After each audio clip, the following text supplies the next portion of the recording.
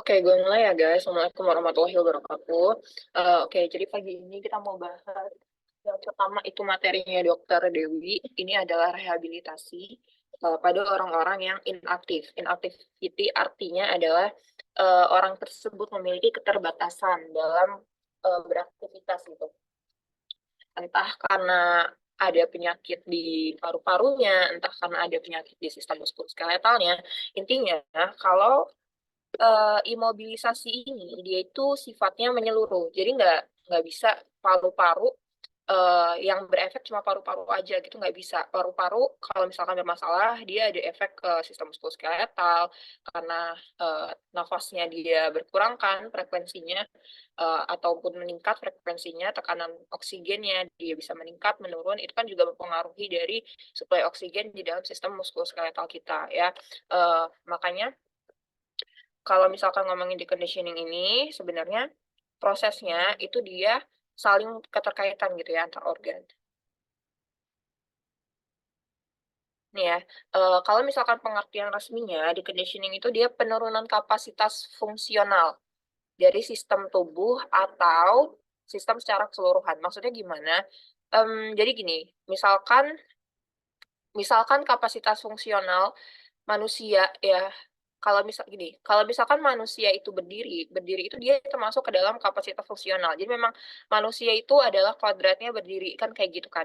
Nah, kalau misalkan orang itu mengalami deconditioning, berdiri itu adalah suatu hal yang, luar biasa gitu buat dia. Berdiri itu adalah sesuatu yang butuh tenaga ekstra gitu.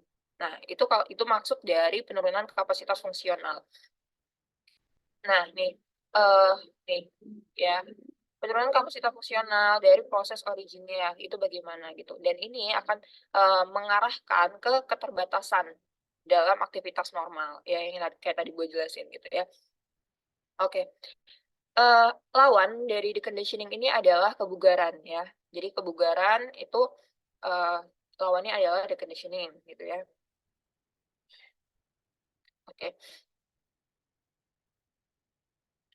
Intinya semua fungsi tubuh kita itu dia akan optimal kalau misalkan, berdiri ya teman-teman. Jadi, mmm, kalau misalkan orang itu dia sakit, misalkan dia sakit, dia nggak bisa berdiri gitu ya, dia nggak bisa beraktivitas, memang langkah yang bisa kita lakukan adalah mengupayakan supaya dia ini berdiri. Kenapa? Karena itu adalah posisi posisi seharusnya dari manusia itu kayak gimana gitu ya. Walaupun dia nggak bisa, tapi tetap, untuk orang-orang yang di sekitarnya itu kita harus latih supaya dia tetap berdiri, walaupun dia berdirinya tidak pakai tenaga dia sendiri, ngerti nggak? Kayak misalkan, orang sakit stroke itu kan dia nggak bisa ini ya, dia nggak bisa berdiri, dia nggak bisa duduk ya, maka orang-orang yang ada di sekitarnya itu harus, membantu gitu ya, supaya dia bisa, seperti orang yang normal. Ya, ini contohnya adalah bed rest. Bed rest itu jadi orangnya tiduran aja ya di dalam tempat tidur gitu ya, immobile gitu, dia nggak bisa beraktivitas gitu ya. Nih akan menurunkan dari kapasitas fungsional ya. Nah, penurunan dari kapasitas fungsional ini ya, dia bisa permanen, bisa sementara, dan juga bisa, menjadi total body deconditioning. Kalau misalkan total body deconditioning ini, dia sudah, berefek ke organ-organ yang lainnya. Nih, ini adalah efeknya ya. Jadi kalau misalkan di muskuloskeletal itu ada muscle weakness, pastinya karena dia nggak dipakai ya ototnya, jarang dipakai gitu ya. Muscle weakness, atrofi, kontraktur, immobile ya, degenerative joint disease ya, dan juga osteoporosis. Kenapa kok bisa, menyebabkan osteoporosis? Jadi, gini, apa namanya, vitamin D, osteoporosis itu kan suatu penyakit karena kekurangan vitamin D ya. Nah, vitamin D ini gampangnya gini, dia itu begitu diserap oleh sistem pencernaan kita, dia bisa masuk ke dalam tulang karena tempat penyimpanan utamanya ada di tulang ya. Itu kalau misalkan orang tersebut bergerak gitu. Gampangnya adalah seperti itu. Kalau misalkan dia tidak bergerak ya pasti tidak akan ini ya, tidak akan masuk gitu ke dalam tulang. Nah, akibatnya apa? Akibatnya akan menjadi osteoporosis dan juga kalau misalkan vitamin D itu dia karena dia tidak masuk ya ke dalam tulang, maka, dia kan akan diekspresikan lagi kan ke saluran pencernaan. Nah, itu dia bisa menyebabkan konstipasi, teman-teman. Jadi kalau vitamin D banyak, eee, oh vitamin iya benar, vitamin D oh sorry sorry. Iya bener kok, vitamin D-nya dia banyak, dia, apa namanya, tidak diserap gitu ya, ke dalam tulang ya, maka dia akan menyebabkan konstipasi. Gloria, are you okay? Oke, oke. Oke. By the way sorry banget ya, apa namanya, harus jam segini gitu ya. It's okay. Nah, kalau misalkan kardiovaskular, itu ada cardiovascular deconditioning ya, maksudnya, postural hipertensi ini maksudnya gimana? Jadi gini, mmm kita kan biasanya balik lagi ya, gue kalau ngomongin manusia itu pasti kodratnya berdiri gitu kan. Jadi kalau misalkan manusia itu berdiri, itu heart rate-nya normal kan, biasanya kayak gitu kan. Emang manusia normalnya seperti itu gitu kan. Nah, kalau misalkan ada deconditioning dari kardiovaskular, itu orangnya biasanya kebiasaannya duduk, tiduran ya, itu ketika kita dia suruh berdiri ya, kita kita suruh dia beraktivitas, itu heart rate-nya naik, tekanan darahnya jadi tinggi ya, itu maksudnya deconditioning dari kardiovaskular. Sama aja kayak gini analoginya, kita nggak pernah olahraga nih, kita nggak pernah olahraga ya, ketika kita disuruh olahraga, ya ketika kita disuruh lari gitu ya, heart rate kita tuh langsung naik, langsung melonjak gitu ya, beda sama orang yang biasanya berolahraga. Kalau orang yang biasanya berolahraga, heart rate-nya dia akan naik tapi nggak semelonjak ketika orang tersebut nggak pernah olahraga gitu ya, itu maksudnya. Nah, kalau misalkan respiratory ada ventilatory dysfunction, upper respiratory infection, ya pastinya karena, apa, tidak kan sistem respirasi dia sangat berkaitan dengan sistem kardiovaskuler. Jadi kalau misalkan, respirasinya dia juga tidak digunakan gitu ya dengan maksimal, pasti akan menyebabkan deconditioning gitu.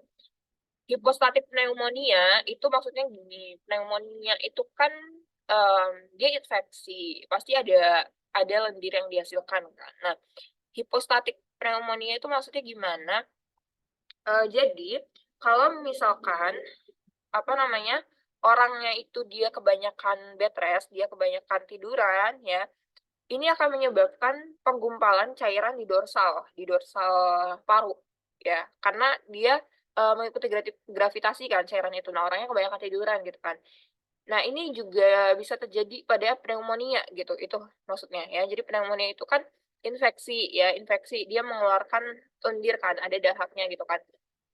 Tapi tidak bisa dikeluarkan, kenapa? Karena orangnya dia selalu tiduran gitu. Jadi, lendirnya dia numpuk di belakang, di dorsal parunya, selain itu juga dia ketimpa sama jantungnya ya, gitu. Kalau metabolik pastinya ini androgen, growth hormone, paratiroid, insulin, elektrolit ya. Perubahan metabolisme dari, protein-protein ataupun hormon yang kita butuhkan ya. Urinary diastasis, urinary tract infection, and stone. Sebenarnya hampir sama sih ini, sama ini ya, konsepnya hampir sama, sama yang kardiovaskular sama respiratory. Gastrointestinal ini yang aku bilang tadi ya, konstipasi ya, loss of appetite, loss of weight ya, bisa. Nervous itu ada sensory deprivation, jadi, uniknya gini teman-teman, jadi ternyata, apa, posisi posisi itu dia mempengaruhi mempengaruhi nervous kita, mempengaruhi emosi kita. Makanya kalau waktu itu Dokter Dewi pernah bahas ya, kalau misalkan orang lagi marah gitu ya, berdiri, dia disuruh duduk ya. Kemudian kalau misalkan orangnya lagi marah sambil duduk, itu disuruh tiduran. Itu maksudnya gitu. Jadi memang, nervous ini dia mempengaruhi dari, apa namanya, pengaturan emosi kita gitu. Ya, oke itu aja. Nah, untuk slide selanjutnya, ini dia lebih membahas masalah pada sistem muskuloskeletal sebenarnya teman-teman ya. Tapi bisa jadi ini dikeluarkan ya. Nih, jadi, sistem muskuloskeletal itu adalah sistem yang paling cepat ya untuk, mengalami efek gitu ya ketika seseorang itu mengalami deconditioning gitu ya.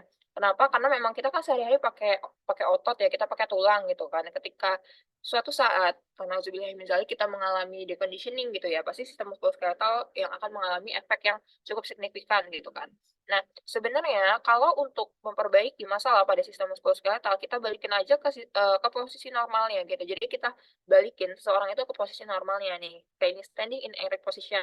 Erect itu maksudnya berdiri ya, berdiri. Performing bipedal ambulation. Bipedal ambulation itu maksudnya dia mampu berjalan, dengan kedua kaki tanpa perlu bantuan gitu, baik itu dengan alat ataupun orang lain ya. Jadi ini adalah goals kita sebenarnya. Kemudian kita latih dia untuk menggunakan, apa namanya, ekstremitas superiornya ya, tangan ya, itu untuk melakukan activity daily living. Jadi untuk keseharian dia, kita usahain dia pakai buat yang, apa namanya, tangan dan lain sebagainya ya, gitu. Nah, ternyata teman-teman ketika seseorang itu berdiri ya, 16 sampai 19% itu, energinya meningkat ya, energinya meningkat gitu. Dibandingkan dengan kalau misalkan dia cuma nih lying quietly, jadi dia cuma berbaring aja gitu ya. Nah, sementara kalau misalkan ada orang yang melakukan aktivitas fisik ya, kayak misalkan dia jogging gitu ya, dia, olahraga gitu ya, metabolic rate-nya dia meningkat 50 sampai 100 kali dibandingkan dengan dia beristirahat gitu. Nah, peningkatan dari metabolisme rate ini menyebabkan asupan asupan darah itu dia meningkat 15 sampai 20 kali. Ya make sense dong, kalau misalkan aktivitasnya meningkat, maka otot-otot kita dia perlu suplai darah yang lebih banyak daripada biasanya, 15 sampai 20 kali. Nah, ini ya akan menyebabkan kardiopulmoner itu dia berespon terhadap kerja dari otot gitu ya. Jadi dia akan menaikkan, frekuensinya gitu ya, pastinya dong heart rate, kemudian pulmo, ya itu harus dia bekerja secara sinergis gitu. Nah ini akan menyebabkan apa? Peningkatan dari kapasitas fungsional. Makanya, kalau misalkan kita mau meningkatkan kualitas jantung, kualitas pulmo kita, itu memang harus sering-sering melakukan aktivitas fisik gitu, ya. Nah, karena ada interaksi ini, ketika suatu saat orang tersebut tidak bisa melakukan aktivitas, ya dia terbatas aktivitasnya, apa yang terjadi akan menurun nih, kardiovaskular responnya akan menurun secara bertingkat gitu, seiring dengan berkurangnya aktivitas fisik yang orang tersebut lakukan, gitu ya. Nah, ini apa aja sih yang bisa terjadi kalau misalkan orang itu, memiliki keterbatasan? Ada weakness ya, kelemahan otot gitu ya, kontraktur, bisa degenerative joint disease dan juga osteoporosis,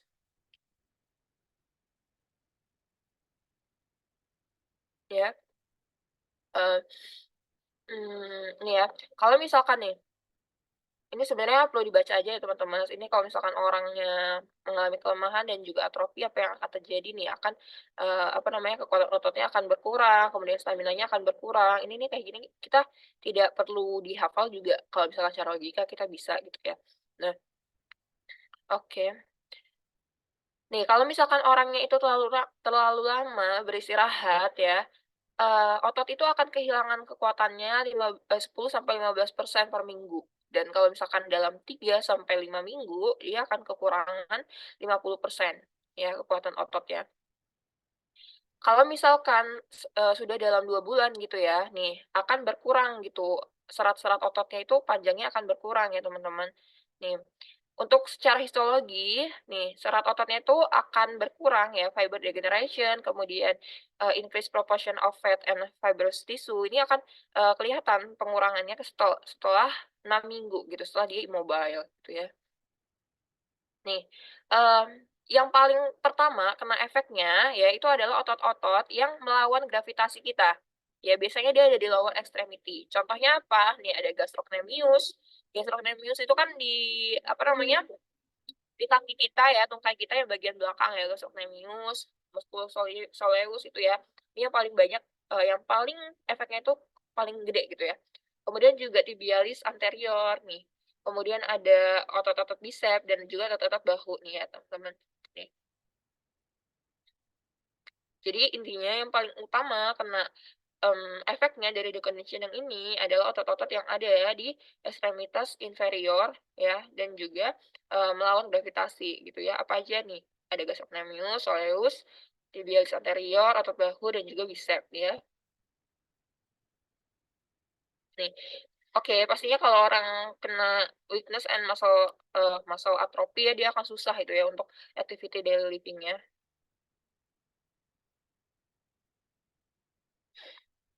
Nah ini adalah salah satu, parameter ya yang bisa kita lihat kalau misalkan ada, degenerasi lagi kan, deconditioning dari otot ya, dalam waktu yang lama ya, orangnya itu terlalu lama itu, prolonged inactivity gitu ya. Apa aja nih, ada oxidative enzyme activity ya, oxidative enzyme activity ini maksudnya apa? Kita ingat kalau misalkan, ini gini, terlalu lama dia itu beristirahat ya, maka toleransi terhadap oksigennya dia akan, berkurang gitu ya. Nah, apa akibatnya? Akibatnya akan ada metabolisme dari anaerob. Apa hasilnya? Asam laktat ya, badan keton, itu yang akan dihasilkan gitu. Metabolic state-nya dia juga akan berkurang ya. Kenapa? Karena ada pengurangan dari protein-protein yang ada di otot kita, gitu. Kalsiumnya gimana ya? Kalsiumnya tadi yang aku ceritain ya, dia nggak bisa masuk tuh ke, apa namanya, tulang kita. Nah, ini adalah enzim-enzimnya apa aja ya, nih, ini yang berperan nih.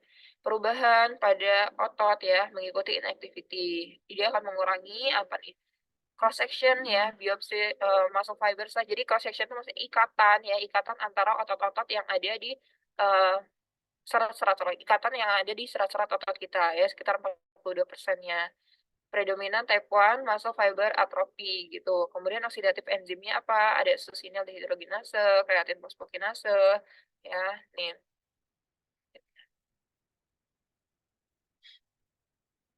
Nah, apa sih yang kita lakukan kalau misalkan orang itu dia mengalami, weakness and diffuse atrophy. Diffuse atrophy itu maksudnya, ototnya nggak pernah digunain ya, disuse gitu.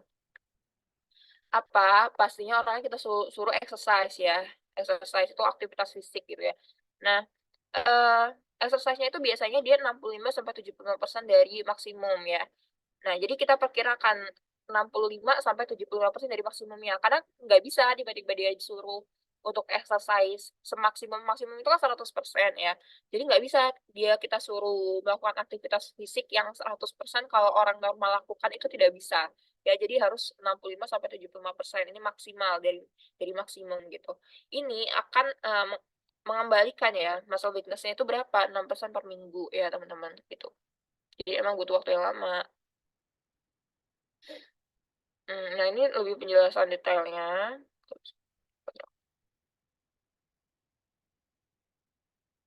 oke, pencegahan dan remobilisasinya apa? Ini macam-macam ya. Intinya kita coba kembalikan dia ke posisi yang normalnya. Ada early mobilization ya, therapeutic exercise, functional training. Jadi kita latih dia untuk, melakukan mobile gitu ya, kita latih dia untuk mobile gitu.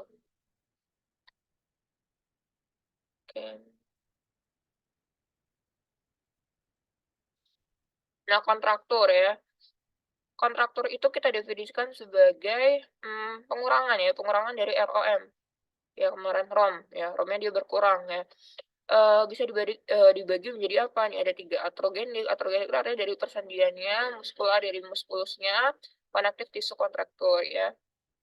Nah kebanyakan itu kalau misalkan ngomongin, yang terkait dengan imobilisasi itu apa, itu myogenik dan juga konektif tisu yang ini, yang B sama C. Bentar ya.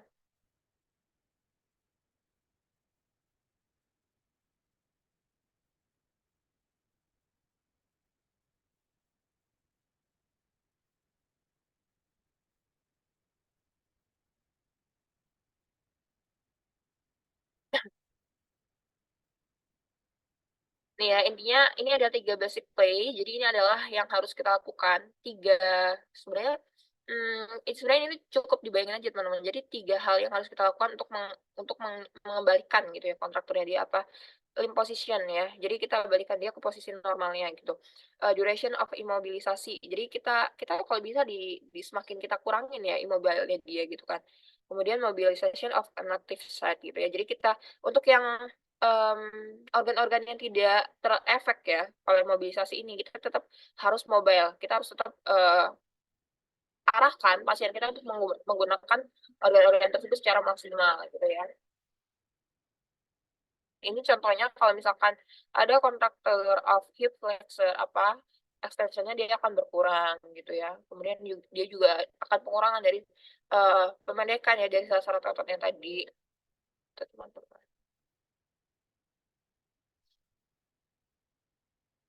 Kayaknya sini ada deh, apa namanya, otot-otot yang apa ya, kena dampaknya kalau misalkan dia kontraktor yang paling utama. Bentar, gue cari dulu.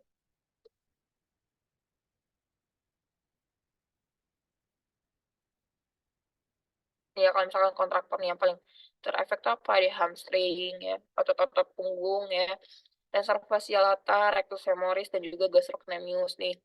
Yang paling kena efeknya kalau misalkan orang tersebut mengalami kontraktur ya, hamstring ya, back muscle, hamstring tuh otot belakang paha kita, back muscle itu otot di belakang punggung kita, tensor fascial latar, rectus femoris, dan juga gastrocnemius. Kalau misalkan tadi otot yang kalau misalkan kitanya apa tidak pernah beraktivitas, yang paling kena apa yang lower ekstremitas dan juga melawan gravitasi itu ada gastrocnemius ya, di situ gastrocnemius dan juga masuk nih di apa namanya muscle kontraktor ya, gastrocnemius, terus ada tibialis anterior tadi ya gitu, kemudian ada otot scalenus kalau misalkan kita ingat lagi ya, jadi ini harus diingat ya teman-teman siapa tahu keluar nih muscle kontraktor.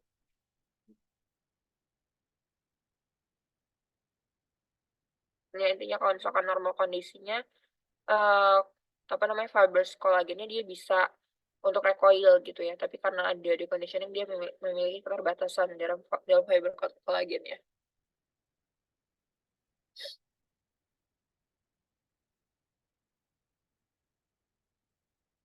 Oke, ini untuk pencegahan dari kontraktur otot ya, kita lakukan exercise 3 kali seminggu. Ini kalau misalkan orang normal ya, 3 kali seminggu 10 sampai 15 menit ya. Healthy but inactive subject. Jadi orang itu sehat tapi nggak pernah aktivitas fisik. Itu dia 3 kali seminggu 10 sampai 15 menit ini untuk menjaga supaya sistem tubuh kita dia tetap bagus. Tapi kalau misalkan dia punya keterbatasan dalam ROM-nya ya, ROM-nya, maka 20 sampai 30 menit 2 kali sehari ya, beda. Kalau misalkan severe muscle contracture juga sama ya, 20 sampai 30 menit dibutuhkannya.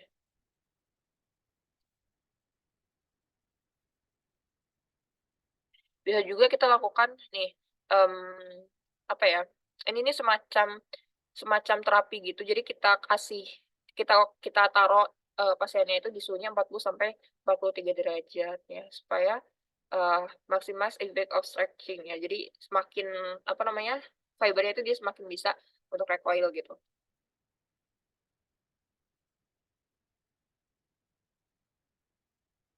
Ini kalian nanti baca ya.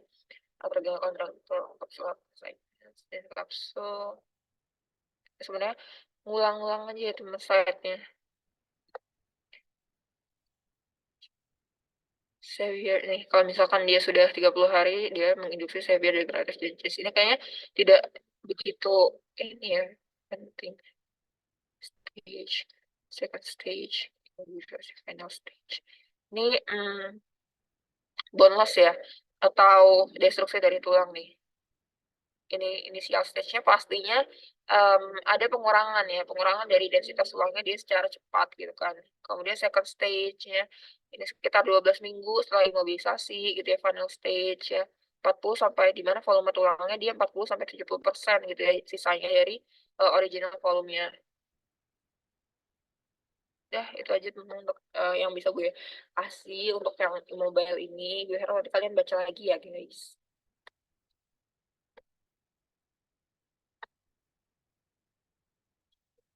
Ada lagi yang mau request, tapi ada beberapa PPT yang gue kurang ngerti. Tumor mediastinum itu baru di up ya, gue belum baca.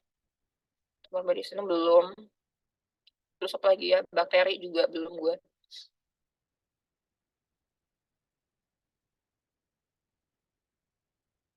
Ada yang mau ini guys, request.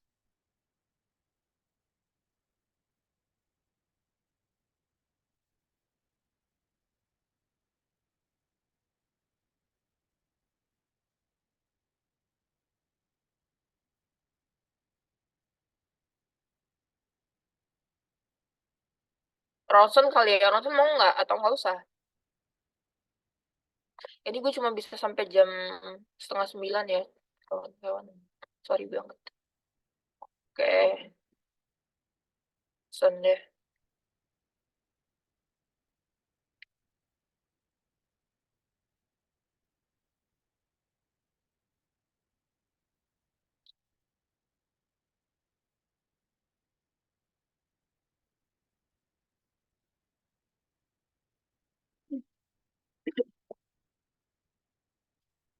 Ntar ya, ini gue ada beberapa catatan, nanti gue share ya ke kalian. Tapi nggak semuanya ada. Ya,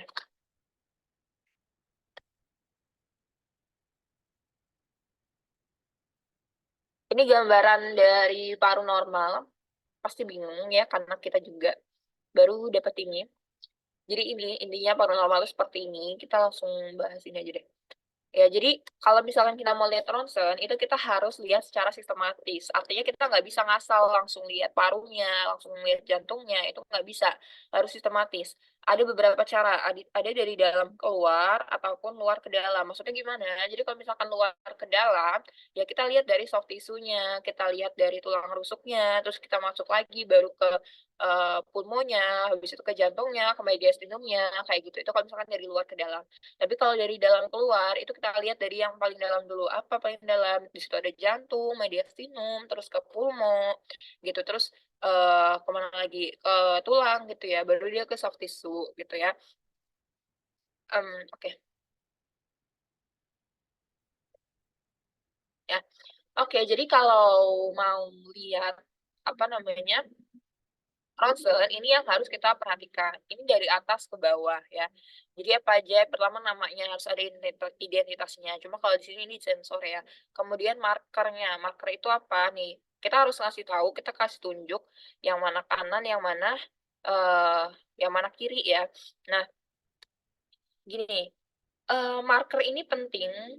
Kalau mungkin kalau untuk foto toraks AP atau PA itu dia nggak nggak seberapa krusial ya. Kalau misalkan ditaruh R atau L itu kan cukup mewakili gitu ya. Tapi kalau misalkan dia ternyata ronsennya diambil dari lateral, ya jadi orangnya dekubitus ya, lateral dekubitus. Jadi orangnya tuh kita suruh tiduran. Mana ya gambarnya, kayaknya gue harusnya ada deh. Ntar ya guys. Mana ya? Wait. Kita cari dulu lateral dekubitus biar kita gampang membayangkannya.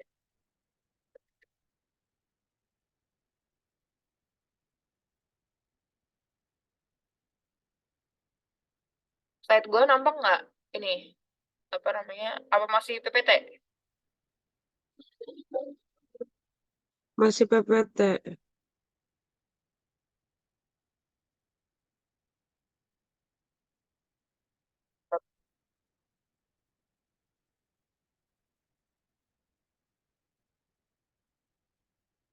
Ada ya.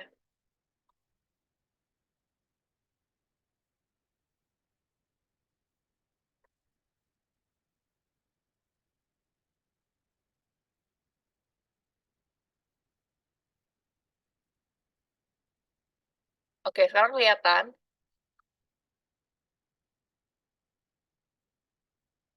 Kelihatan, Man.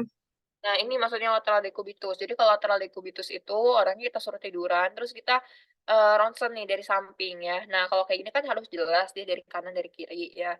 Jadi harus tahu itu lateral decubitusnya dextra atau sinistra nih. Nah, sementara kalau ini tuh foto ronsen secara PA ya, teman-teman. Ini PA. PA itu maksudnya gimana? Jadi kalau PA itu sinarnya kita kasih dari belakang. Sinar buat ronsennya yaitu kita kasih dari belakang punggung pasiennya. Ntar gua cari lagi gambarnya.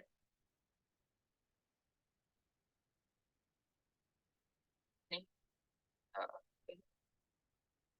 Nah, nih. Jadi kalau misalkan ini PA ya, jadi ini cahayanya nih dari sini, kemudian yang di depan ini adalah monitornya. Nah, PA gitu ya. Nah, kalau misalkan foto PA, ketika nanti hasilnya kita apa namanya baca di layar monitor ya, itu harus dibalik ya. Kenapa harus dibalik? Karena kan kayak orang ini nih. Di sini kan misalkan kanan ya, di sini kanan, di sini kiri gitu kan.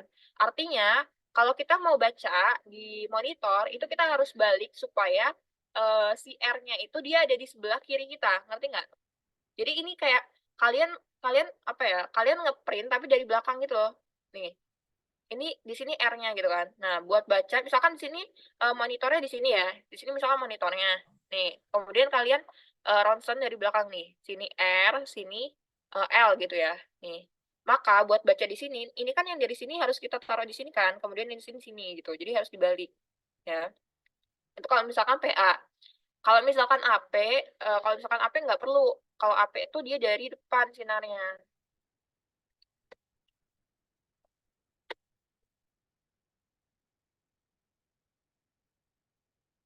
Mana ya? Ada nggak ya di sini ya gambarnya?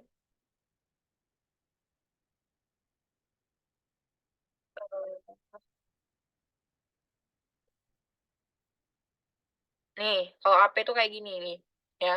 Nih, sinarnya datangnya dari depan, nih, AP gitu. Nah, kalau kayak gini kan dia langsung kan yang sini yang sini yang R gitu kan, sini yang L gitu kan. Jadi begitu kita baca di ronsen, dia tidak perlu dibalik untuk layarnya. Untuk filmnya ya, film itu apa? Film tuh yang kayak gini nih, ini film ya, film itu.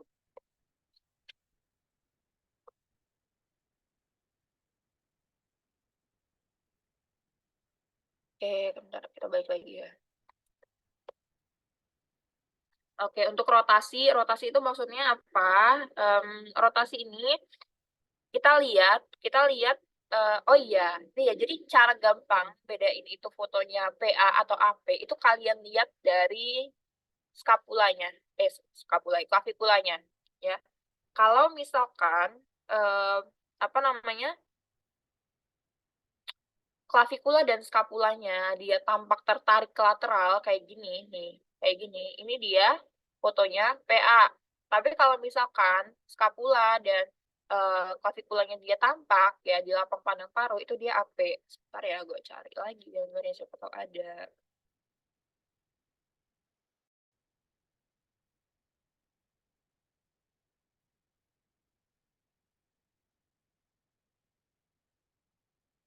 Nah, ini dia foto toraks apa coba ini kalau gini.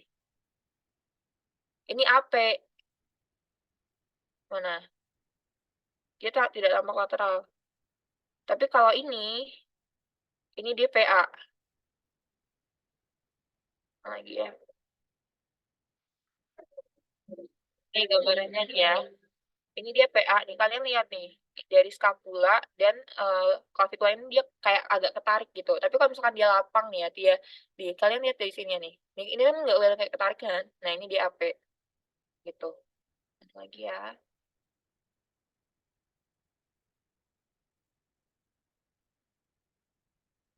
Nih ya PA, PSAP nih kelihatan banget kan jelasnya nih. Kalau PA dia tuh kayak ketarik kan nih. Tapi kalau AP tuh enggak lapang pandang gitu. Karena kan kalau kalau apa namanya PA-nya itu kan orangnya kayak nih kayak gini kan. Jadi dia kayak ketarik gitu loh dari bagian sininya. Nih, pokoknya kalau gambar kayak gini tuh PA, kalau kelihatan lapang kayak gini, kayak nggak ketarik itu dia AP ya, gitu. Dan ternyata foto kalau misalkan gini, kalau misalkan kita mau lihat jantung ya, itu dia sebenarnya lebih bagus yang PA. Kenapa? Karena jantungnya itu dia langsung nempel ke layarnya sini. Kayak ke kameranya ini, dia langsung nempel gitu. Tapi kalau misalkan, AP ya, nih kalian lihat, ini ada space antara, jantungnya ya sebelah sini, itu sama layar monitornya gitu. Akibatnya apa? Akibatnya yang terekam di filmnya itu dia jantungnya jadi lebih besar, itu kalau misalkan AP ya. Kalian, ibaratin aja kalian nyenterin tangan kalian gitu kan. Kalau misalkan tangan kalian deketin ke tembok ya, semakin dekat ke tembok itu maka bayangan yang terbentuk itu dia semakin pas ukurannya sama tangan kalian. Tapi kalau misalkan, ada space antara tangan kalian dengan tembok, maka bayangan yang terbentuk itu dia akan lebih besar kan, gitu, kurang lebih gitu. Nah lagi deh.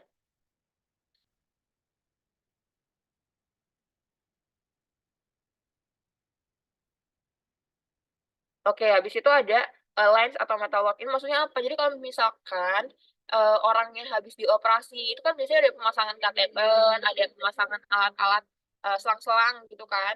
Nah, itu juga biasanya bakal kelihatan di, apa namanya, ronsen ini. Nggak cuma itu, misalkan ada susuk itu pun kelihatan biasanya di ronsen, makanya itu harus kita kasih tahu juga ke pasiennya gitu ya. Nah, biasanya kalau misalkan dari klinis, ya itu dokter-dokter yang habis melakukan operasi itu pengen lihat apakah mereka, masang, apa namanya, masang alat-alat bantu kayak misalkan masang kateternya dan lain sebagainya itu dia sesuai atau tidak gitu ya, gitu. Oke, sorry, ini ada yang kelewat ya, ada rotasi. Rotasi itu maksudnya apa? Rotasi itu kita mau lihat apakah ada pergeseran ya, nih antara, processus spinosus dengan si clavicula ini ya. Jadi, harusnya jarak antara processus spinosus nih yang tengah ini, ya ini sebenarnya agak rancu ya, karena di sini juga ada trachea dan sebagainya gitu ya. Nih, antara processus spinosus dengan clavicula itu harusnya sama ya, rotasinya seperti itu. Kemudian kalau penetrasi itu apa? Kalau penetrasi itu maksudnya kita itu tidak akan bisa melihat vertebra itu sampai bawah, itu nggak bisa. Kenapa? Karena ada ketutup sama diafragma. Jadi, kalau penetrasi itu kita lihat, lebih kalau gue ngertinya adalah ke densitas tulangnya. Jadi densitas tulangnya itu dia bagus atau tidak gitu ya. Kalau tulang kan dia opak ya, jadi dia kalau opak dia bagus gitu. Sementara kalau agak lusen mungkin, ada penurunan dari, massa tulangnya, kan kayak gitu. Jantung ya, jantung itu maksudnya gimana nih? Ya kalau misalkan jantung itu kita bisa bisa katakan itu kardiomegali kalau misalkan foto dari PA ya. Kalau misalkan CTR itu apa? Cardiothoracks ratio. Jadi kita bandingkan ukuran jantung ya dengan ukuran dari toraksnya. Kalau dia lebih dari 0,5 ya itu kita sebut sebagai kardiomegali. Tapi kalau foto AP dia beda rasionya. Kenapa? Karena yang tadi gue bilang ya kalau AP itu bayangan jantung yang terbentuknya dia akan lebih besar ya. Maka kalau kalau untuk foto AP itu kita katakan kardiomegali kalau CTR-nya dia lebih dari 0,52 ya teman-teman. Ada juga yang bilang 0,60. Tapi kalau misalkan dokter yang kemarin ngejar kita, dia bilangnya 0,52 gitu. Oke, untuk mediastinumnya juga ya, untuk, paru itu jadi dibedakan ya, jadi upper, middle, and lower gitu ya, upper, middle, and lower gitu. Nah, upper, middle, and lower ini dia bukan zona sorry, dia bukan lobus ya, dia zona. Jadi mau kanan mau kiri sama. Jadi dia tidak menggambarkan lobusnya. Kan kita tahu kalau misalkan di paru kanan dia cuma ada 2, dia ada 3 lobus, kiri ada 2 lobus ya. Ya kalau nggak salah gitulah ya. Pokoknya ada yang 2 lobus, ada yang 3 lobus gitu. Nah kalau misalkan, di paru ini kita mau bagi jadi 3 zona gitu. Jadi zona yang upper, middle, and lower gitu ya, kanan dan kiri itu sama gitu. Kemudian tulangnya kita lihat densitasnya bagaimana ya, gitu. Kemudian diafragmanya gimana, harusnya kan kalau diafragma yang, kanan dia akan lebih tinggi sedikit ya daripada diafragma yang kiri. Terus juga kita jangan lupa lihat ini ya, ini adalah sinus costophrenicus nih, yang tengah kan yang di ujung sini, harusnya dia itu tajam. Ketika dia tumpul, biasanya itu ada edema ya, atau ada efusi, gitu, bisa ya, gitu. Kemudian ada soft tissue-nya gimana nih soft tissue-nya ya, apakah dia terjadi pembengkakan atau bagaimana, gitu. Oke, nah ini adalah penjelasan yang tadi gue bilang ya, nama, marker, rotation, penetrasi nih ya. Kalau misalkan rotation itu kita lihat dari ini, dari, proses spinosusnya dia jaraknya sama enggak dengan clavicula ya kanan dan kiri, gitu kan. Nah, untuk vertebra itu kita nggak bisa lihat ya sampai yang paling belakang itu nggak bisa, sampai yang paling belakang itu sampai yang paling bawah itu kita nggak bisa ya.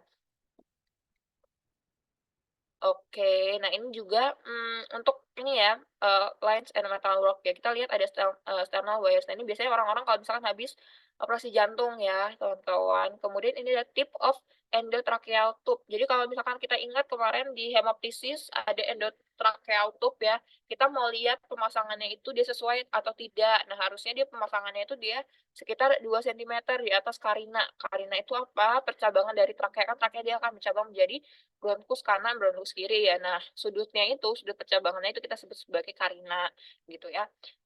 Tidak hanya ini sepertinya. Nah, ini kalau misalkan kita pasang kateter ya, CTC. CTC itu CTC apa CVC ya namanya?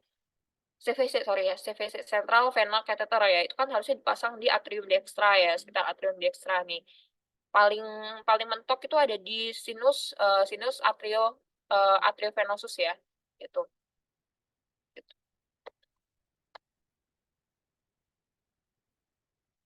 Oke, ini yang tadi gue bilang kalau misalkan jantung ya, kita mau lihat CTR. CTR tuh cardiothorax ratio-nya berapa.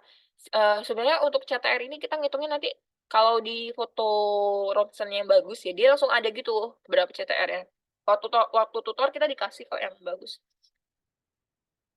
Cuma kalau di sini memang dia tidak terlihat ya, berapa.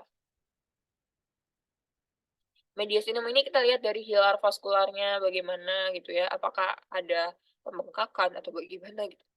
Kemudian trakeanya, ini kalau trakeanya lurus nih. Biasanya kalau ada penyakit trakeanya belok-belok. Ya, nah ini yang gue bilang tadi, dia dibagi jadi 3 zona ya. Zona ya, bukan lobus ya, beda. Kalau lobus memang ada yang 2, ada yang 3 gitu di setiap kelompok. Tapi kalau zona ya kita baginya sama.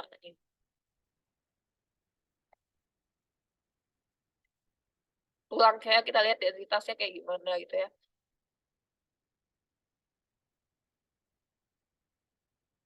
Diafragma nih. Oke. Nah, biasanya kalau di fototoraks PA ya, lambung itu kelihatan, cuma kalau di sini dia kurang kelihatan ya, emang kalau yang udah pasti banget gitu kali ya, mungkin bisa lihat lambung. Jujur kalau gue masih nggak bisa ngeliat itu ada lambung, ini diafragma doang yang gue lihat gitu ya. Nah, ini soft tisunya kita lihat, soft tisunya tuh yang ini nih, ya kita lihat bagaimana, apa namanya, apakah ada pembengkakan gitu ya. Oh, ini sih normal. Nih, bisa jadi ini ada emfisema, ada pneumonia peritoneum gitu ya, dan sebagainya. Sudah.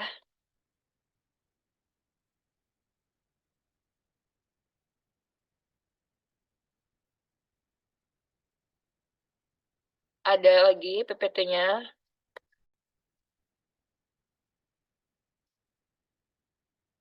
Ya,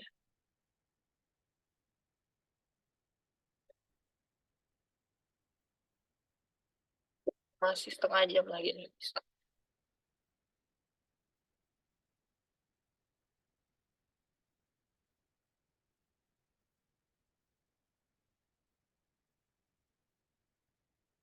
Drowning kali ya, atau apa?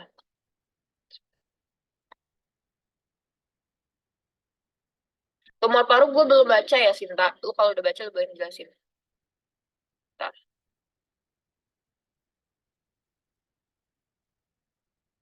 Pneumonia nih. Sebentar ya, pneumonia ya.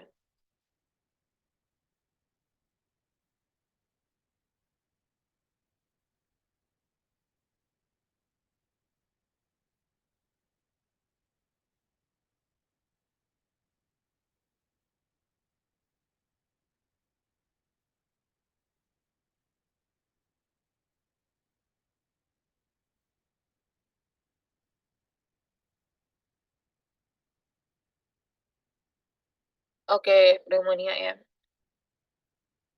Pneumonia itu infeksi bakteri, virus, jamur ya.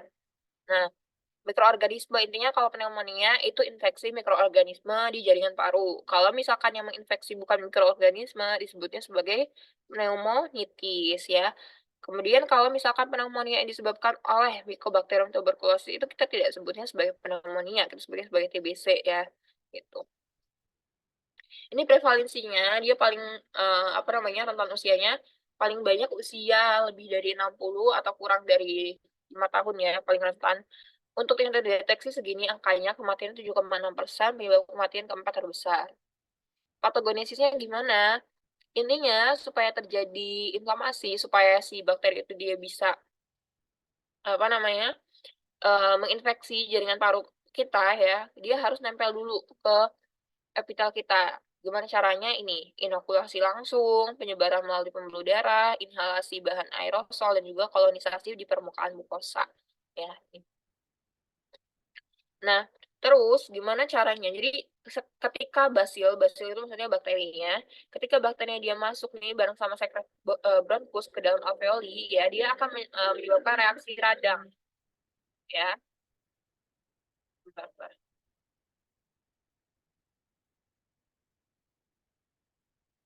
Ya, dia akan menyebabkan reaksi radang. Karena gini, apa namanya, bakteri masuk nih, nempel ke epitel ya. Pastinya di epitel itu ada sel makrofag dan lain sebagainya kan. Nah, ini akan memicu reaksi radang. Infiltrasinya apa? Sel polimorfonuklear. PMN itu apa? Ada eosinofil, basofil, neutrofil. Kalau misalkan yang limfosit, monosit itu dia sel mononuklear ya, dan juga diapedesis eritrosit. Diapedesis itu maksudnya eritrositnya kita panggil ya, bukan kita panggil sih, eritrositnya itu banyak mengarah terjadi ke tempat terjadinya, infeksi tersebut ya. Maka di situ akan terjadi fagositosis dan juga terbentuk antibodi.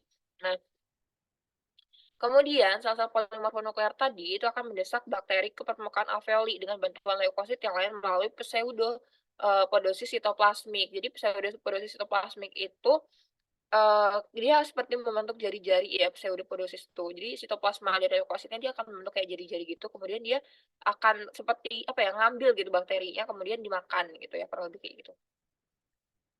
Nah, kalau misalkan ada pneumonia, itu ada 4 zona ya. Yang pertama itu zona luar. Zona luar itu maksudnya gimana? Jadi alveolinya dia isinya tuh bakteri sama cairan edem, itu kalau zona luar.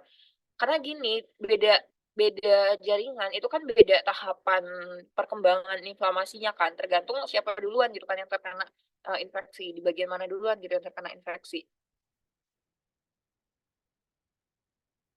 Bentar ya.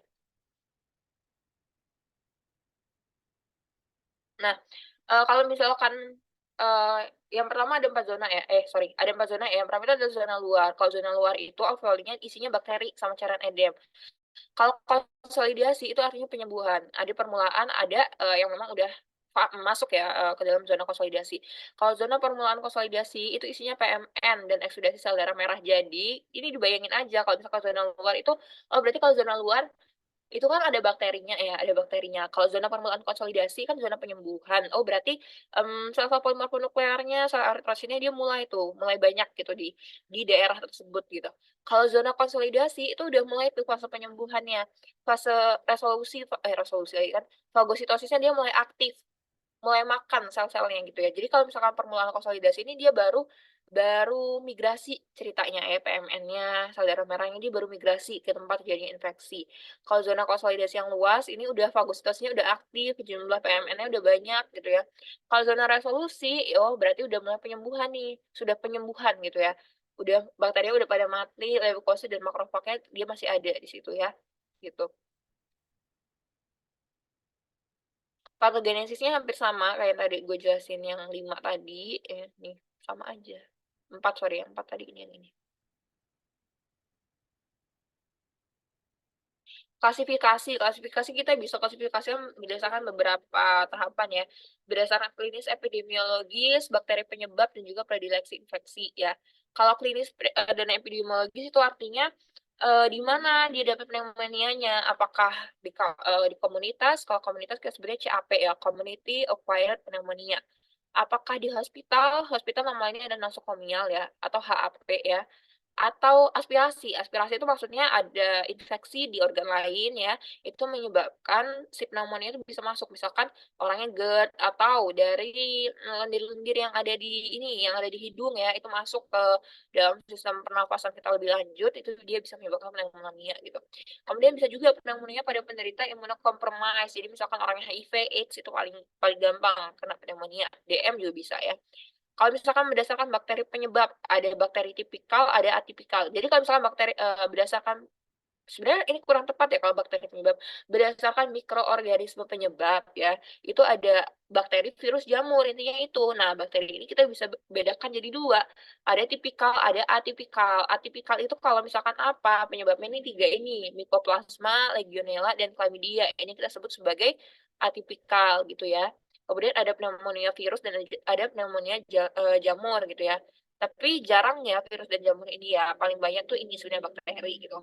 Kalau misalkan berdasarkan predileksi infeksi, predileksi itu adalah tempat terjadinya infeksi apa, di mana ada lobaris, ada bronchopneumonia, ada pneumonia interstitial. Kalau bronchopneumonia dia biasanya terjadi pada anak-anak. Oke, anamnesis kita akan temukan apa? Pasiennya suhu tubuhnya meningkat lebih dari 40 derajat Celcius, tapi ada juga sumber yang mengatakan dia lebih dari 38,5 derajat Celcius itu dia sudah termasuk dalam gejala pneumonia.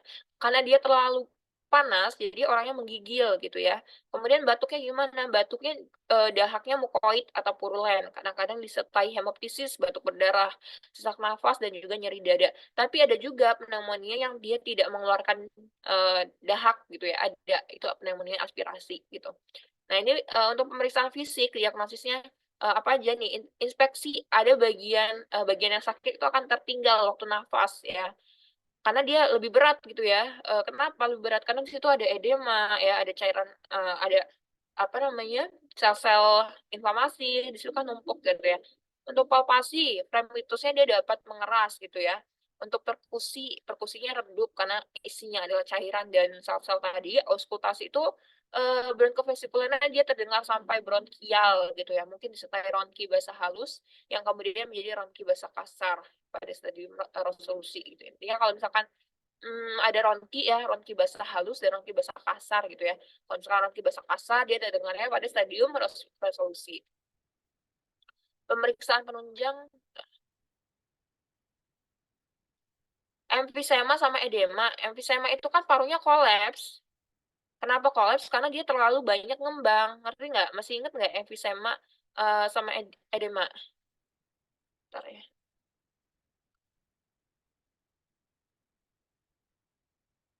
Emfisema kan, emfisema tuh ini loh, inget yang PPOK nggak? Emfisema atau empiema? Salah nanya kah? Emfisema atau empiema? Kalau emfisema tuh yang di PPOK, yang ada bronkitis, emfisema ya. Tapi kalau empiema itu dia yang isinya pus. Efusi pleural yang isinya pus. Ya, kalau emfisema tuh parunya dia nggak bisa ngembang sempurna. Kalau edema itu ada cairannya di dalamnya. Dan kalau emfisema itu nggak mesti ada cairannya. Jadi misalkan balon, balon kamu tiup kayak waktu itu dokter gigi. Mesti nggak? Jadi balon, balon kamu tiup gitu ya, terlalu sering kamu tiup, jadi dia melar gitu, recoilnya dia berkurang, itu emfisema. Tapi kalau misalkan edema, edema itu ada inflamasi, ada cairan di dalamnya sehingga terjadi pembengkakan gitu di jaringan parunya, gitu ya, kurang lebih gitu. Kalau kalau pemeriksaan penunjangnya ada apa aja? Gue lanjut ya. Oke, oke ya. Emang suka tukar-tukar, emang mirip-mirip ya, emfisema, empiema, ya. Oke. Pemeriksaan penunjangnya apa aja? Ada radiologi, ada laboratorium. Radiologi itu adalah gold standarnya, tapi sebenarnya gold standarnya kultur sih lebih tepatnya. Ya, karena kita mau tahu bakterinya itu apa. Tapi radiologi bisa untuk mendeteksi infiltratnya, ya. Biasanya akan terlihat air bronchogram. Jadi air bronchogram itu udaranya tuh semacam terperangkap gitu ya di sekitar bronkus. Itu karena ada bakteri tadi. Lihat aja nih ada gram, gram itu identik dengan bakteri gitu ya. Menyebabkan apa? Bronkogenik dan interstitial gambaran cavity. Nah, ternyata untuk pemeriksaan radiologi ini kita memang nggak bisa tahu penyebabnya itu apa ya, tapi kita bisa memperkirakan. Jadi kalau misalkan gambarannya itu pneumonia lobaris, kemungkinan besar adalah Streptococcus pneumoniae. Bentar ya, gue lihat ada gambaran. Kita cari dulu, coba ya di Google ya.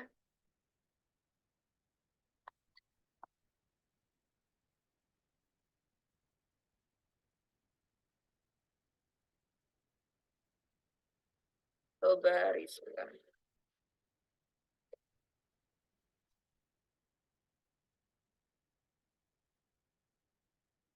Ini masih di PPT ya slide kalian ya, bentar ya.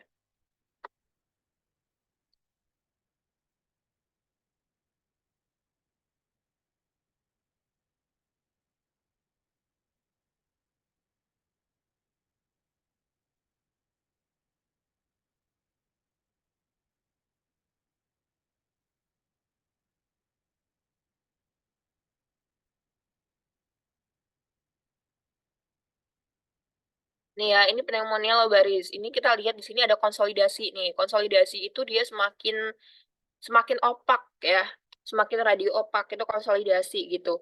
Sementara kalau air bronchogram seperti apa? Nih, seperti ini nih air bronchogram nih ya. Nih, ini air bronchogram gitu. Nah, lagi ya air bronchogram ya. Ini konsolidasi nih. Konsolidasi itu dia semakin opak ya. Kalau air bronchogram itu dia semakin opak juga, tapi dia nggak bisa disebut konsolidasi sih. Mana ya? Sebenarnya kalau secara definisi apa gue kurang kurang ngerti ya, dan juga kurang bisa membedakan gitu ya definisinya gimana. Tapi kalau misalkan secara gambaran ronsen itu cukup bisa sebenarnya dibedain airborne program sama konsolidasi. Itu nih kalau ini dia konsolidasi nih. Airborne programnya mana ya? Ini dia konsolidasi nih airborne program nih. Ini airborne program nih. Ini airborne program tuh ntar ya gue cari ini yang gambar jelasnya.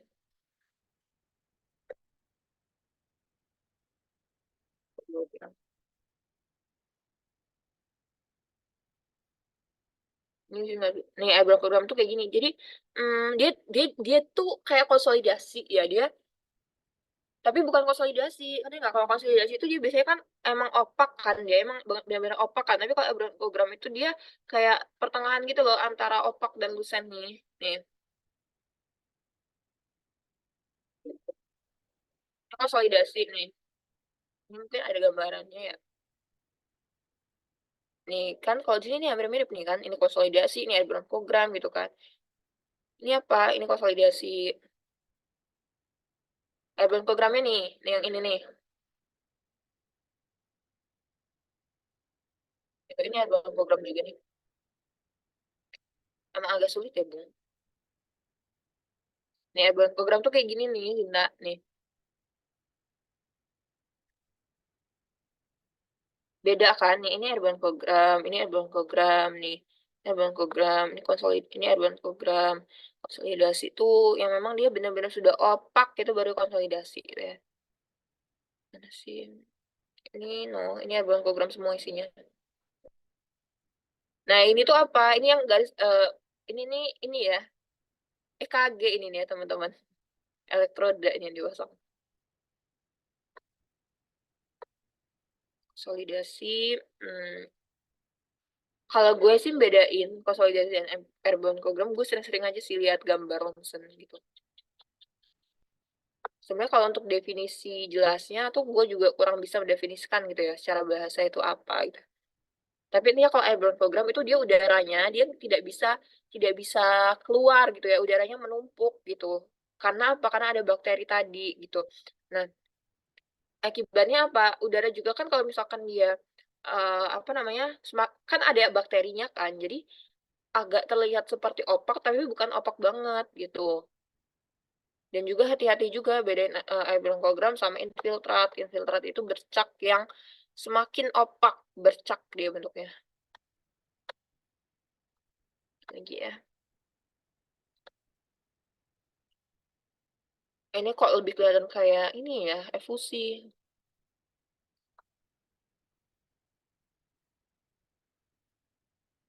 Ini airborne program nih, ini airborne program nih. Ya, nih. Bilateral peripheral opacification. Ini kalau ini konsolidasi nih. Kelihatan nggak jelasnya? Ini bedanya. Ini konsolidasi, ini bronkogram, ini bronkogram.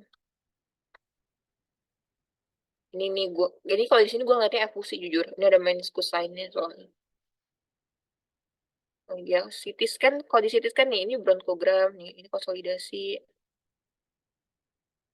Ini konsolidasi nih. Ini konsolidasi. Bronkogramnya mana nih? Nih.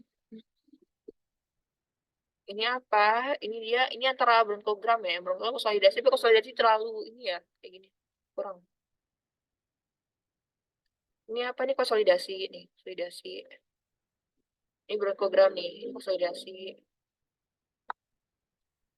Itu sih. Jadi kayaknya lebih baik sering-sering melihat ini ya. Apa namanya? Ronsen.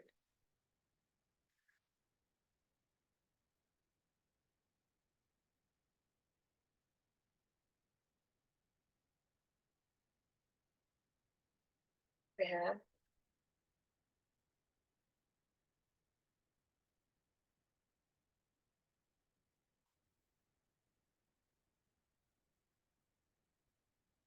Nah, ini gambarannya teman-teman. Jadi kalau misalkan pneumonia lobaris, dia kemungkinan besar bakterinya ini. Nah, ini memang harus sedikit dihafal ya. Kalau misalkan infiltratnya bilateral ada di kanan di kiri gitu ya, kemungkinan besar itu adalah bronchopneumonia, penyebabnya Pseudomonas aeruginosa. Kalau misalkan konsolidasinya ada di lobus kanan atas, itu Klebsiella pneumoniae. Nah, ternyata ini ini aja ya. Jadi kalau misalkan Klebsiella pneumoniae itu biasanya dia menyebabkan pneumonia pada pecandu alkohol ya, Klebsiella pneumoniae gitu. Kemudian ini pemeriksaan laboratoriumnya akan terjadi leukositosis, tapi bisa juga rendah. Kalau rendah berarti tidak ada perlawanan dari tubuh kita dan itu yang bahaya ya. Rendah itu berarti kurang dari 4.500. Kalau misalkan leukositosis dia lebih dari 10.000 sampai 30.000 nih. Kemudian untuk hitung jenisnya ada pergeseran ke kiri setelah terjadi peningkatan LED ya. Untuk etiologinya gold standarnya ini sebenarnya kultur ya, karena kita mau tahu itu bakterinya apa gitu. Oke, analisis gas darah kita bisa temukan adanya hipoksemia dan hiperkarbia. Hipoksemia kekurangan oksigen, hiperkarbia kebanyakan karbon dioksida. Kalau misalkan stadium lanjut, kita temukan adanya asidosis respiratori. Kenapa? Karena karbon dioksida. Iya benar, karbon dioksidanya dia nggak bisa keluar gitu ya. Gitu. Untuk pengobatannya ini kayaknya, ini mah kalau gue jelasin susah ya. Ini memang harus dihafal, guys. Nih, intinya ya, kalau misalkan MRSA, methicillin resistant Staphylococcus aureus, artinya bakteri Staphylococcus aureus itu dia resisten terhadap methicillin ya. Maka kita kasihnya ini. Ini mau di penyakit apapun, ini sama. Vancomycin, teicoplanin, linezolid. Pokoknya kalau MRSA itu dikasihnya ini udah gitu ya. Gitu. Kemudian ini untuk apa namanya?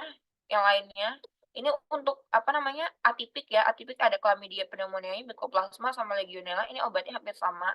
Fluoroquinolone dan juga macrolide. Cuma bedanya kalau Mycoplasma dan Chlamydia dia ada tambahan doxycycline, sementara kalau Legionella ada rifampicin. Kalau Haemophilus influenza dia juga bisa menyebabkan pneumonia. Ada timetropin sulfometazole ya, TMP-SMZ itu timetoprim sulfometazole. Azitromisin dan juga ini bukan respirasi, ini rifampicin ya. Ini salah tulis benar. Komplikasinya apa? Efusi emphysema. Emphysema itu apa? Emphysema itu apa namanya? Efusi pleura, isinya tapi pus ya. Kalau emphysema tadi dia gangguan pengembangan paru, beda ya. Abses paru itu ada nanah di dalam parunya gitu ya. Beda ya kalau emphysema itu dia di pleuranya, kalau abses itu dia langsung di parunya gitu ya. Kalau sepsis itu apa? Sepsis itu ada inflamasi pada organ lain, tapi dia mampu untuk menginfeksi di paru-paru. Gagal nafas, of course, pneumotoraks itu ada udara di dalam toraks. Pneumonia community. Nah, pneumonia community itu kalau misalkan berdasarkan data ya, sebenarnya dia itu banyaknya gram positif penyebabnya. Tapi kalau di Indonesia ternyata dia banyaknya penyebabnya gram negatif ya. Unik memang. Diagnosis pastinya apa? Diagnosis pastinya ada infiltrat baru atau progresif, artinya dia semakin nambah banyak infiltratnya. Ditambah minimal 2 gejala di bawah ini, minimal 2 dari ini. Ini juga harus dihafal. Batuk berdarah, karakteristik darahnya berubah, suhu tubuhnya berubah ya semakin tinggi nih. Pemeriksaan fisiknya ditemukan tanda-tanda konsolidasi. Apa tanda-tanda konsolidasi? Kalau misalnya kita perkusi dia redup, itu konsolidasi. Konsolidasi itu artinya pemadatan gitu, pemadatan di paru-paru kita gitu. Ya, suara nafasnya bronkial, ronki, bisa juga leukositosis ataupun leukopenia. Leukositosis lebih dari 10.000, leukopenia kurang dari 4.500. Ini kalau nah, kita bisa cek derajat keparahan dari pneumonia komoditi tadi itu pakai ini PORT ya. Kalau misalkan dia skornya kurang dari 70, kita nggak perlu rawat inap. Ya, kalau misalkan dia lebih dari 70, nih 70 sampai 90, 91 sampai 130, lebih dari 130 itu kita bisa pertimbangkan rawat inap ya. Ini kita harus tahu skalanya. Jadi misalkan nilai POT-nya 50, oh berarti dia termasuk yang rendah. Kelas resikonya dia 2 ya, udah cukup dirawat jalan aja gitu kan. Nih. Nah, ada juga kriteria ATS. Kalau ATS ini dia bilang minimal 1 atau lebih dari kriteria di bawah ini. Ini ada kriteria mayor, ada kriteria minor, ini juga harus dihafal. Indikasi rawat inap pneumonia community kalau misalkan tadi ininya kalau skor portnya dia lebih dari 70 itu udah rawat inap gitu ya. Kalau misalkan skor portnya dia kurang dari 70, tapi ada salah satu dari tanda ini, ada tambahan ini, frekuensi nafasnya ini nih, ini ya semua ini itu adalah gejala minor yang tadi disebutkan oleh ATS nih. Jadi kalian sekalian ngapal itu, sekalian dapat ini gitu. Ya. Kemudian pada pengguna nafza ya, pneumonia. Tadi kalau misalkan alkoholik, dia kemungkinan besar penyebabnya adalah Klebsiella pneumoniae ya. Kalau misalkan pada pengguna nafza ya, itu juga harus dirawat inap gitu. Ini kriteria perawatan intensif punya lebih dari satu gejala mayor, lebih dari dua gejala minor. Beda ya kalau perawatan intensif sama perawatan biasa gitu. Perawatan inap biasa, ya kalian harus hafal tanda-tandanya. Atau laksananya kalau rawat jalan tuh kayak gini, kita cukup obati simptomatiknya, istirahat yang cukup, minum air supaya tidak dehidrasi, minum obat-obatan untuk menekan panas ya. Kemudian karena ada dahaknya, kita kasih mukolitik dan ekspektoran. Mukolitik itu untuk memecah dahaknya. Jadi dahaknya dia kan dahak itu kan dia ikatannya banyak gitu ya. Itu kita pecah, itu mukolitik. Kalau ekspektoran itu kita cairkan dahaknya ya. Gitu. Dan biasanya kalau minum ekspektoran itu orangnya kita suruh minum air putih yang banyak juga. Kenapa? Karena kita mau meningkatkan volume dahaknya gitu, lebih lebih encer. Jadi supaya mencegah dehidrasi, orangnya juga harus banyak minum gitu ya. Kalau rawat inap di ruang biasa apa aja nih? Pengobatannya hampir sama ya. Hampir sama ya teman-teman nih. Supportive tapi ada bedanya nih, pemberian terapi oksigen, infus ya.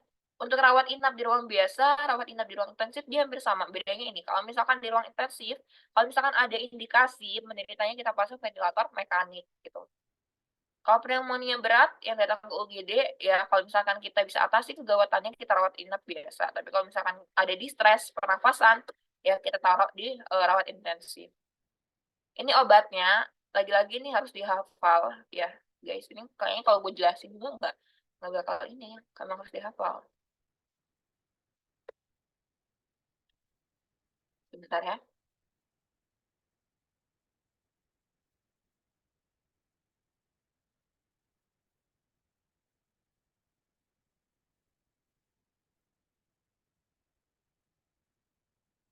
Oke, ini adalah pneumonia atipik. Atipik juga penyebabnya bakteri, tapi ini penyebabnya Mycoplasma pneumoniae, Chlamydia pneumoniae, Legionella. Kalau nggak mau ngapal ujungnya, apa aja lah ininya. Awalnya Mycoplasma, Chlamydia, Legionella, Chlamydia, ya Chlamydia ini hampir sama nih kan namanya Chlamydia gitu kan. Coxilla dan juga influenza tipe A, B, adenovirus. Dia respiratory syncytial virus RSV ya.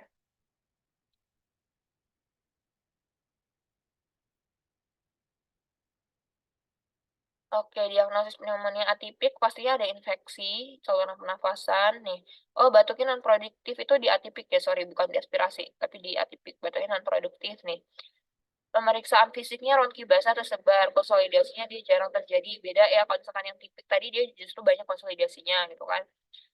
Gambaran radiologisnya infiltratnya interstitial, laboratoriumnya ada leukositosis ringan. Pewarnaan gram ya, dia tidak bisa kita temukan nih bakterinya gitu. Diagnosisnya ini kalau misalkan dia pneumonianya atipik, uji fiksasi untuk mendeteksi adanya Mycoplasma pneumoniae. Kalau MIV dia untuk mendeteksi adanya Chlamydia pneumoniae. Kalau misalkan antigen dari urin itu untuk mendeteksi Legionella. Tahapannya apa? Ada cold agglutinin, EIA, PCR, dan juga uji serologi. Ini perbedaan pneumonia atipik dan non atipik ya. Onsetnya kalau pneumonia atipik dia gradual, kalau P atipik dia akut ya. Ini kalian harus baca ya guys. Pengobatan pneumonia atipik dia macrolide, fluoroquinolone dan juga doxycycline. Cuma kalau untuk yang apa namanya? Legionella dia ada tambahan ya. Si doxycycline-nya dia diganti jadi rifampicin. Tuh. Evaluasi pengobatannya dia setiap 2 sampai 3 hari ya sebenarnya ini 48 sampai 72 jam. Ini gue baca dari ininya, buku panduan PDPI. Kalau misalkan pneumonia nosokomial, jadi pneumonia itu terjadi setelah pasien 48 jam dirawat di rumah sakit gitu. Intinya eh, tolak ukurnya adalah 48 jam. Jadi kalau misalkan nggak cuma HAP ya, kalau ventilatory acquired pneumonia dia juga 48 jam dipasang ventilator, dia kena pneumonia, itu termasuk FAP gitu ya. Nih, FAP nih 48 jam, ini 48 jam aja. etiologinya dia bisa kuman MDR, multi drug resistant, ya, ada Streptococcus pneumoniae, Haemophilus influenza, MSSA, nih. Kalau MDR ada Pseudomonas aeruginosa, Escherichia coli, Klebsiella, Acinetobacter, dan juga gram positif pada MRSA tadi. Kalau MRSA tadi obatnya apa? Ada linezolid, vancomycin, teicoplanin, ya. Kemudian jamur, mostly kuman anaerob, ya, dan virus itu dia jarang menjadi penyebab kita. Ini faktor predisposisinya. Kriteria pneumonia berat nosokomial itu kalau misalkan dia dirawat di ruang intensif, gagal nafas, saturasi oksigennya dia butuh lebih dari 35%, saturasi oksigen normal kan dia 21%, ya. Kalau O2-nya lebih dari 35%, pasien udah berat gitu. Mempertahankan saturasinya, O2-nya lebih dari 90%. Oke, ya, perubahan radiologi progresif. Pneumonia multilobar cavity. Terdapat bukti-bukti adanya sepsis nih ya. Apa aja? Shock, tekanan sistoliknya kurang dari 90, diastoliknya kurang dari 60. Butuh vasopresor lebih dari 4 jam, jumlah urinnya kurang dari 20. Kalau total jumlah urin per 4 jamnya dia kurang dari 80. Gagal ginjal akut dia butuh dialisis ya. Ini sebenarnya next to know aja. Nah, ini pengobatannya. Ini pokoknya kalian tuh harus banyak ngapal sebenarnya kayaknya di pengobatannya ya. Kita itu harus banyak ngapal di pengobatannya. Beda, karena beda bakteri beda obat nih. Lama terapinya kalau dia bukan penyebabnya dia bukan aeruginosa ya. Karena kalau P. aeruginosa tadi dia termasuk kumannya MDR ya, multi drug resistant gitu. Jadi pengobatannya harus lebih lama. Nah, kalau penyebabnya bukan P. aeruginosa dia 7 sampai 3 hari. Kalau misalkan penyebabnya aeruginosa dan Enterobacteriaceae kayak misalkan Escherichia coli tadi ya, lama terapinya dia 14 sampai 21 hari. Ini diagnosis nosokomial ya. Jadi kalau menurut CDC Atlanta dikatakan nosokomial itu tadi kalau misalkan lebih dari 48 jam dan ditegakkan berdasarkan ini fototoraksnya infiltratnya baru atau progresif gitu, ditambah minimal 2 dari kriteria berikut: suhu tubuh, sekret purulen, dan juga leukositosis.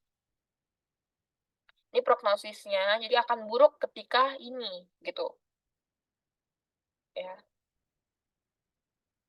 Pneumonia aspirasi itu ada mikroorganisme yang masuk ya, baik itu dari orofaring ataupun dari lambung ke dalam saluran pernafasan. Lambung itu paling sering tuh HCl ya, HCl masuk ke sistem saluran pernafasan, dia akan mengiritasi sistem pernafasan kita gitu ya. Jadi semakin gampang bakteri untuk menginvasi gitu. Anamnesisnya of course nih sama aja anamnesisnya ya guys. Pemeriksaan fisiknya juga hampir sama, diagnosisnya juga sama. Diagnosis banding mungkin ya, yang mungkin tanya pneumonia aspirasi itu diagnosis bandingnya ini atelektasis, efusi, tumor, tuberkulosis. Kalau misalkan tadi yang CAP diagnosis bandingnya ada emfisema ya, kok emfisema lagi kan, empiema, efusi pleura, ya terus apa lagi tadi? Gagal jantung, sepsis ya, dan lain sebagainya. Abses paru juga bisa tadi. Pemeriksaan penunjangnya sama. Tata laksananya mungkin kalau untuk aspirasi, kita usahain saturasi oksigennya 95 sampai 96% atau PaO2-nya 80 sampai 100 milimeter air raksa gitu ya. Ini sama sebenarnya. Kemudian kita juga harus perhatikan adanya pola kuman ya guys. Jadi pola kuman itu biasanya di suatu rumah sakit itu dia identik mikroorganismenya itu apa gitu. Itu akan lebih gampang untuk pemberian antibiotik. Komplikasinya ini ya, penurunan tekanan darah, shock, ARDS, pneumonia dengan abses paru ya, hematogen, hipotermia. Nah, ini di sini ternyata ada gambarannya, ini ada bronkogram nih, ini konsolidasi. Ini bronkopneumonia tuh ini. Kalau bronkopneumonia itu dia identiknya dia di dekat bronkus, teman-teman. Nih. Jadi biasanya dia bilateral. Kalau infiltrat tuh ini dia cuma peningkatan corak kayak. Itu konsolidasi lobar pneumonia ini hanya sebatas lobaris itu.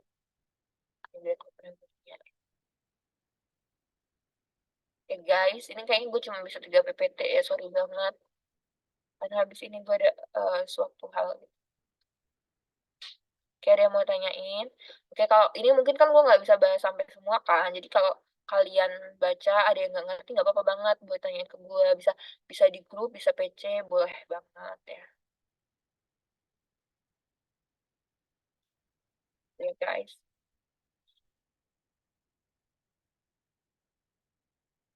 Oke, sama-sama.